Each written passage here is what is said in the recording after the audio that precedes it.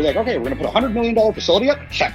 We're going to bring in Russian botanists, and we're going to bring in the best tomato farmers. Check, check. Oh, we've got this guy. He's from Colorado. He says he's a master grower. Okay, check. Okay, we got our lights. Check. We've got they've spent a ton of time and energy and money on government affairs, on obtaining licenses, on attorneys, on every aspect of their business. And then when it comes to put genetics in, they just source them from whoever, and they trust whatever person told them they're a master, quote unquote, grower.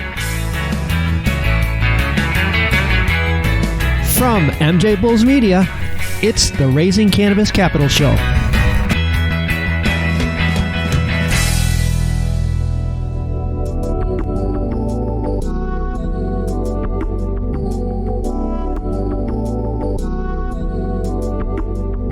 Today on Raising Cannabis Capital, we are joined by Rezwan Khan from DNA Genetics. Rezwan, welcome to the show.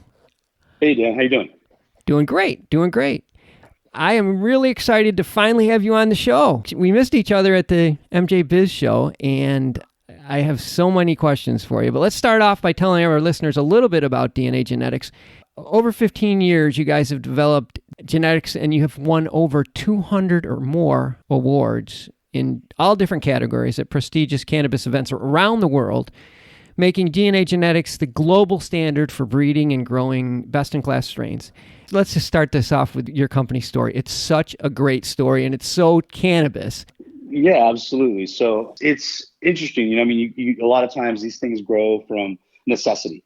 Long before the company was formally founded, our founders, Don and Aaron, are both cannabis aficionados from Los Angeles. Something happened in the early 90s in LA where Kush really just was all the rage. When that OG Kush first hit, you could tell there was something very different about that, in many people's opinion, just better than what was currently being circulated. And this is even more true for Amsterdam. Anybody who knows what Amsterdam looked like in the 90s, there's a lot of homogenous, very watered down, diluted genetics. It was the same hazes and the same things that you'd find there. When Don and Aaron actually went to Amsterdam to form DNA Genetics in 2004, they did something that none of us really could have appreciated at the time. They broke the paradigm of what a seed company was. They wanted to be authentic. Their major concern was that when you went to go buy seeds from a seed company in Amsterdam, it was like a crapshoot. You open up the seed pack, you never know what you got. Oftentimes, you'd have to get those seeds from Amsterdam to wherever you lived in the world, and there's no way you can just return it, especially after you grew the plant out. It doesn't work like that. So there wasn't any authenticity. There wasn't any accountability in the seed market at that time. And so what they really wanted to do was fix that. You get some seeds, and it's actually what you think it is. They took all of the best genetics from California to Amsterdam and put them in seed form, and then used that as like an initial breeding stable along with other land races that they picked up, European strains and so forth, and really started to develop and curate this library of genetics that were noticeably of a higher quality. They were selecting for terpene profiles and more for aromatic and flavor than just yield, for example, right? Mm-hmm. And so what ended up happening is they, were very successful, in just putting their strains out to market, and people organically just wanted to grow it because they were better than what Sure. was available. And so one thing that ended up happening is where all of the world's cultivators started to time and time again choose DNA Genetics to put in their rooms, you had this very real relationship with the growers from all over around the world, referred to as the DNA Army, that started to really grow DNA Genetics. And this started to really build the brand and the company. And it created something that I don't think Don and Aaron or any of us really saw coming. As time kind of started to pass and the legalization in the United States started to take place, I had decided to go to law school. As soon as I get out of law school, Josh Hamlin, who's our CLO at DNA Genetics now, the two of us, we just jumped right in the saddle and we're like, all right, what are we going to do with this? Let's really take this to the next level. At that time, there was a young company. They weren't even called Canopy yet. They were called Tweed at the time. Yeah. And so Bruce Linton, he came to us and said, look, Canada's going to legalize. This is my vision for Canopy. This is what it looks like. Let's enter into this global partnership. Josh and I had kind of been working on putting together what would be a global licensing platform where we would be able to license our genetics to a licensed producer, to somebody who had the legal ability to cultivate whichever territory they're in. And in return, pull a royalty. At the heart, we're really an IP company, if you think about it that way. Yeah. Again, at the time, we had an advantage. Other companies weren't able to file intellectual property protections at the USPTO because of the United States' position federally against cannabis. We were a Dutch company. We had the advantage of Benelux registration. And then as soon as we did the Canopy deal and Canada legalized, then we had the advantage of Canadian registration. We really had a lot more teeth behind our IP than some of our competitors, and then had the ability to ship seeds legally from Amsterdam to Canada through our phytosanitary certificate of origin, all of the other paperwork that is required to do so. Other companies can't do that. I mean, we were just ahead of them in having the phytosanitary certificate, ahead of them in having the genetic library, ahead of them in having all the IP protection. We've got all these advantages in terms of being able to really monetize this special opportunity that we believe we had. And we kind of framed that all under this licensing agreement. Wow. Now, we showed up to Smith Falls, abandoned Hershey's chocolate factory, to meet Bruce and Mark and the entire team over there. For the listeners, we're talking about, at the time it's Tweed, but it eventually becomes Canopy Growth, correct? Yeah, it eventually becomes Canopy Growth. Bruce was like, look, we're going to move fast. We have a global vision. That's why we're so interested in working with you guys. Bruce understood that you can't invest the amount of money that people are investing in cannabis without accounting for the genetic variable. I mean, this is probably the single biggest point that every investor in cannabis and all these new cannabis companies have missed. We're like, okay, we're going to put a $100 million facility up. Check. We're going to bring in Russian botanists, and we're going to bring in the best tomato farmers. Check, check. Oh, we've got this guy. He's from Colorado. He says he's a master grower. Okay, check. Okay, we got our lights. Check. We've got, they spend a ton of time and energy and money on government affairs, on obtaining licenses, on attorneys, on every aspect of their business. And then when it comes to put genetics in, they just source them from whoever, and they trust whatever person told them they're a master, quote unquote, grower, worst term in the world. Like all of these things, right? Then they're failing. There's so much variability in the cannabis plant as is. And so to not have that accounted for and controlled, it's very difficult to be successful. And the reason that you guys don't run into the same problem is because you had so many years over in Amsterdam in a legal environment to perfect and to work out all the imperfections and variables so that your genetics is really tight and stable. Is that why you have such an advantage? Absolutely correct. And it's not just Amsterdam. Remember, California legalized for medicinal purposes in 96, and we operated in a quasi-gray area for about 20 years where you didn't have real regulation, but all you needed was to have enough patients that were in your collective circle of distribution, you call it, to be able to have an affirmative defense in court. So we grew a lot of weed in California in addition to Amsterdam. And you're right, we had the opportunity to study the optimal conditions that each cultivar needed to really thrive. And then we were able to codify a lot of that and come up with strain-specific SOPs, so standard operating procedures specific to each phenotype of each cultivar, rather than just a standard operating procedure for cultivation and pretending like that was going to work for everything. And that's a piece that becomes very important when you try to do this at a large scale. I want to take a short break to play you a preview of our next episode and to thank our sponsors.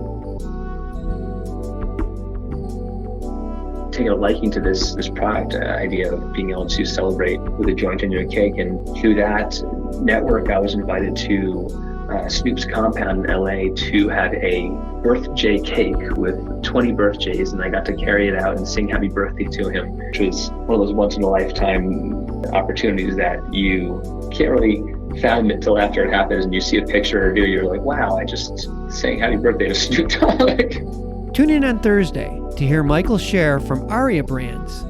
And now, let's get back to the show. So back to your story. So you got to imagine at that time, Bruce is saying, all right, we have a global vision. We're going to be the biggest producer in Canada, but we're going to be the biggest cannabis company in the world.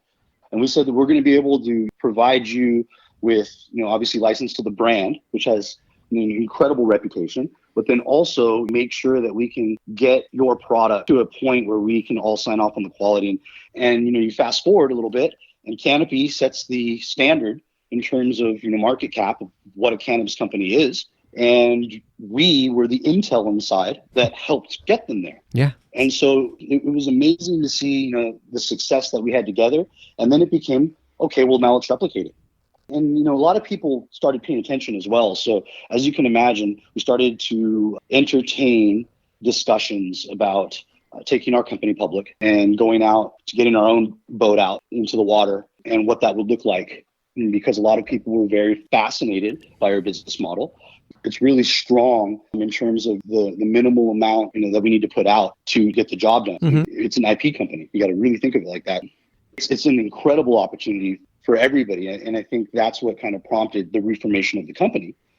It became more of like, okay, let's replicate this. Let's reform the company so that we can build value for call it a group of shareholders or eventually for the investing community. Let's start to replicate the success that we've had with Canopy in Canada all over the world in every territory that legalizes and activates for commercial cannabis activity, whether it be medical or adult use. It's our job to find the best partner, somebody who shares the same vision and is in alignment on a variety of things, from letting us continue to put quality products out and the vision we see for our brand, and then providing them access to our library of proprietary genetics, and then connecting the dots as we find market penetration in each one of these markets.